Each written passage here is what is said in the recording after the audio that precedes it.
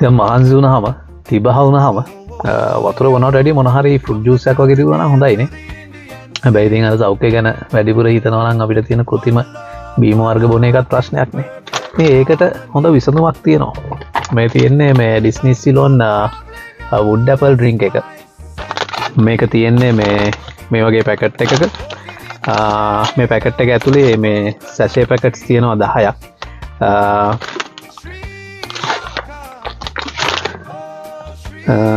මේ පැකට් එක ඇතුලේ තියෙනවා සැෂේ පැකට්ස් 10ක් තියෙනවා. මේක මේ සම්පූර්ණම මේ ස්වභාවික දිවුල් ලංකාවේ දිවුල් පවුඩර් එක සහ ඒකට අවශ්‍ය ප්‍රමාණයට සීනි වගේ දේවල් එකතු කරලා තමයි මේ හදලා තියෙන්නේ. මේ වගේ සැෂේ පැකට්ස් මේක ඇතුලේ 10ක් තියෙනවා. ලොකු ප්‍රමාණයක් තියෙනවා. අපි බලමු මේ කොහොමද හදාගන්නේ කියලා. මේ සැෂේ පැකට් එක ගත්තා. වතුර බෝතලයට මෙහෙමම දාමු.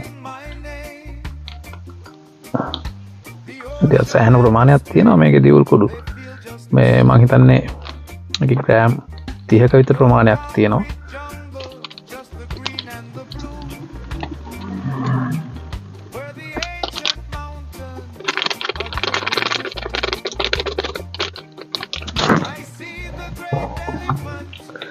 දැන් බෝටල් එක වහගත්තා.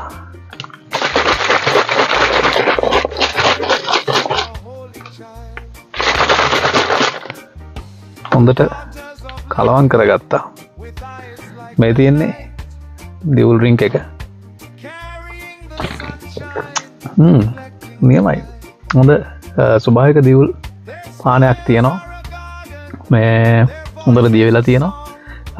රස හොඳටම තියෙනවා. ඉතින් අර අපි කෘත්‍රිම පානයක් බොනවට වැඩිය ස්වභාවික දියුල් එකක් අපිට විනාඩියෙන් හදාගන්න පුළුවන්. මේක මේ විදිහට නෙමෙයි. මේක ඕනනම් ඕගොල්ලන්ට සෝඩා එක දාලා දියුල් සෝඩා එකක් හදාගන්න පුළුවන්.